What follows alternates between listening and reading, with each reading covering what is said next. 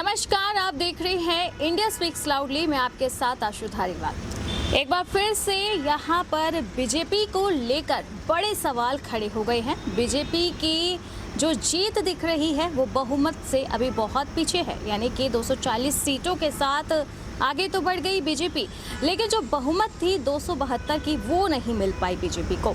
इसी के साथ बीजेपी ने तो 2.5 महीनों से एक ही राप अलाप रखी थी कि 400 पार होंगी, यानी कि 543 सीटों में से 400 तो हम लेकर ही जाएंगे, बची कुची हम इंडिया अलायंस को दे देंगे, उनके खाते में चली जाएगी। तो इस तरीके से बीजेपी का एक घमंड था जो कहीं ना कहीं चकनाचूर हुआ है।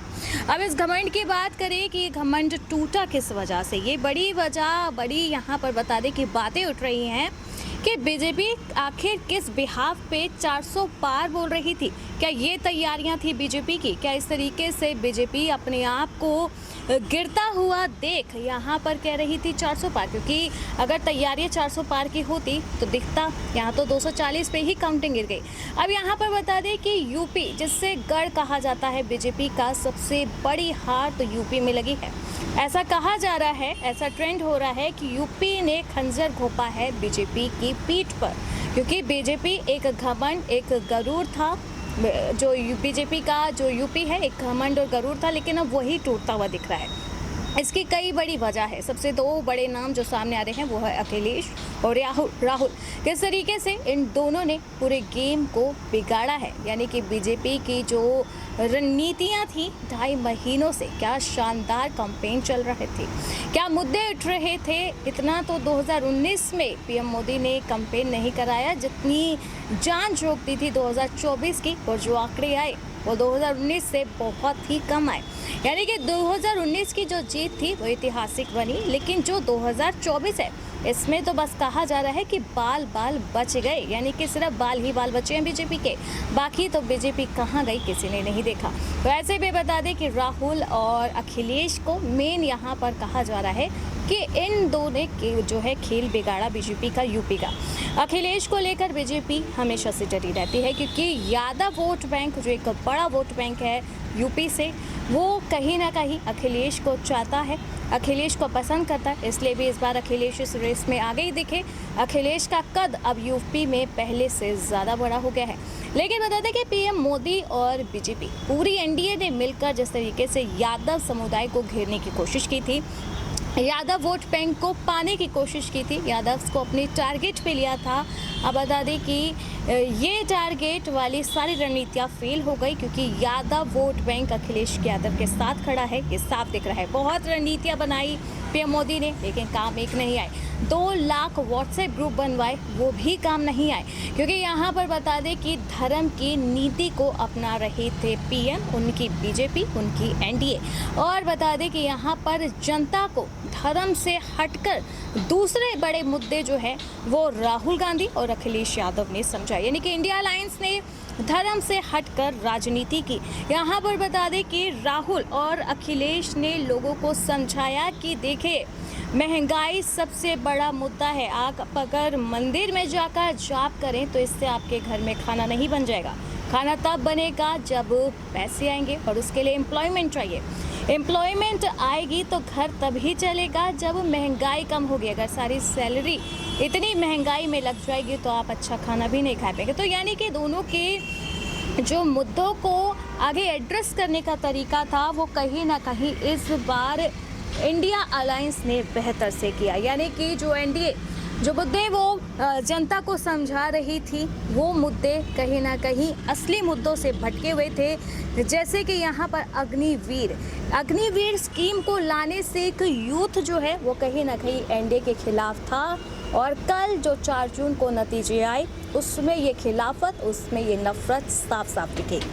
इसी के साथ महंगाई का मुद्दा जो लगा जनता को कि सिर्फ धर्म, हिंदुत्व, जय श्री राम के नाम पर हमारा प्रोग्रेस नहीं होने वाला, हमें सोचना पड़ेगा, ऐसी सरकार चुननी पड़ेगी जो महंगाई कम कर सके।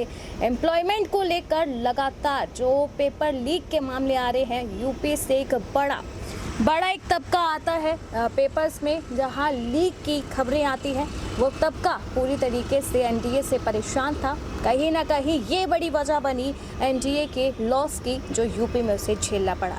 यही बड़ी वजह है। ये बड़ी सीट थी, 80 लोकसभा सीट आती है यूपी से, उत्तर प्रदेश से। बीजेपी का कहना था कि 60 से 65 सीटें एनडीए की होगी, लेकिन नहीं हो पाई। यही बड़ी वजह कि मुद्दों को भटका रही थी बीजेपी, धर्म की राजनीति कर रही थी, लेकिन धर्म की राजनीति काम नहीं आई। इंडिया अलायंस ने लोगों को, जनता को मुद्दे समझाए कि महंगाई की आवाज़ उठाओ, एम्प्लॉयमेंट के लिए उठाओ। और यहाँ पर जो अग्निवीर स्कीम है उस पर भी राहुल गांधी ने कहा था कि अगर इंडिया अलायंस पावर में आई तो इस अग्निवीर को ख़त्म करेगी। तो कहीं ना कहीं यूथ को यहाँ पर अट्रैक्ट किया राहुल गांधी ने। और जो यहाँ पर सबसे बड़ी वजह दिख रही है यूपी में इंडिया की जो एनडीए है उसकी हार की, वो ये भी हो सकती है कि योगी आदित्यनाथ को लेकर कुछ अफवाहें, कुछ खबरें फैली।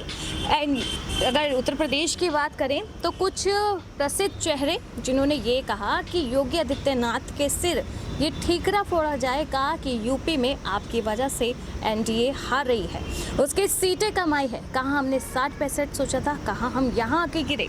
और इसी वजह से बता दें कि एक तबका बीजेपी और एनडीए के खिलाफ हो गया था, क्योंकि योगी आदित्यनाथ के ही चेहरे पर यूपी में बीजेपी ने राज किया। लेकिन जब योगी आदित्यनाथ की कुर्सी पर उन्हें खतरा महसूस होने लगा तो उन्हें लगा कि हमें योगी जी को बचाने चाहिए। ऐसे नेता का हम समर्थन नहीं कर पाएंगे, क्योंकि उन्हें लगने लगा कि बीजेपी योगी आदित्यनाथ के खिलाफ साजिश रची है। तो कहीं ना कहीं लोग भड़के हुए दिखे और उनकी ये भड़क नतीजों में कल साफ साफ दिखी है। एनडीए इस वक्त बता दें कि फिर से तीसरी बार अपनी सरकार बनाने जा रहा है। बड़ी खबर जो सुर्खियों में आ चुकी है कि 8 जून को नई सरकार का शपथ समारोह हो सकता है। लेकिन यहाँ पर बता दें कि जिस तरीके से एनडीए सरकार में आई, कोई बहुत वाहवाही वाली बात नहीं हुई, क्योंकि ये गठबंधन की सरकार होने वाली है। क्योंकि बहुमत तक तो पहुँची ही नहीं, बहुमत तक तो एनडीए पहुँची नहीं। 400 पार का नारा क्या खूब उसने बता दें कि धूम उठाई थी, लेकिन धूल बनकर उड़ गया, क्योंकि कहीं 400 पार दिखी नहीं। बड़े राज्य जहां पर बड़े वादे करके आए थे, सीना ठोक के बाद कहकर आए थे कि हम 400 पार लेकर आएंगे, नहीं हो पाई वहां 400 पार। वहां तो पूरी की पूरी डूब गई है बीजेपी। तो इस बार के आंकड़े काफ़ी हैरान करने वाले थे एनडीए की तैयारी को देखकर, और जो असल में हुआ काफ़ी चौंकाने वाली ये चीज़ें थी, जिससे अब कहीं ना कहीं एनडीए भी खफा है। एनडीए के चेहरे पर भी एक उदासी है, क्योंकि इससे पहले वो इंडिया अलायंस को बहुत कुछ कह रहा था। और जिस तरीके से एनडीए ने मुसलमान वोट बैंक को साधा निशाना, मुसलमान ही हुआ पूरे इलेक्शन के चुनाव प्रचार के दौरान। लेकिन कहीं ना कहीं वो मुसलमान भी इस वक्त इंडिया अलायंस के साथ ही देखे, क्योंकि इंडिया अलायंस बड़े एनडीए से पीछे रही हो, लेकिन जो उनकी जीत थी वो एक एक्सपेक्टेशन से ज़्यादा हुई है। तो इंडिया अलायंस सबको इम्प्रेस कर चुकी है, तो वहीं एनडीए इस समय डूबती हुई दिख रही है। खैर, यहाँ पर एनडीए की सरकार अब फिर से तीसरी बार बनेगी, और लेकिन जितना जनता को यकीन था उतनी खरी नहीं उतर पाए। और यही बड़ी वजह जो आज की रिपोर्ट में आपके साथ हमने शेयर की है, ये बड़ी वजह है कि एनडीए 400 पार नहीं कर पाई, क्योंकि ये बड़ी गलतियां एनडीए से हुई। अगर इन गलतियों पे काम किए जाते, धर्म की अगर राजनीति नहीं की होती, आम मुद्दे उठाए होते, महंगाई को उठाया होता, महंगाई के मुद्दे को उठाया होता, उससे कम किया होता, एजुकेशन, एम्प्लॉयमेंट पर ध्यान होता, तो शायद एनडीए सच में 400 पार कर जाती। तो आपको कैसी लगी हमारी रिपोर्ट, कमेंट करके ज़रूर बताना। और वैसे ही ऐसी ही देश और दुनिया की तमाम खबरों के लिए आप देखते रहें इंडिया स्पीक्स लाउडली।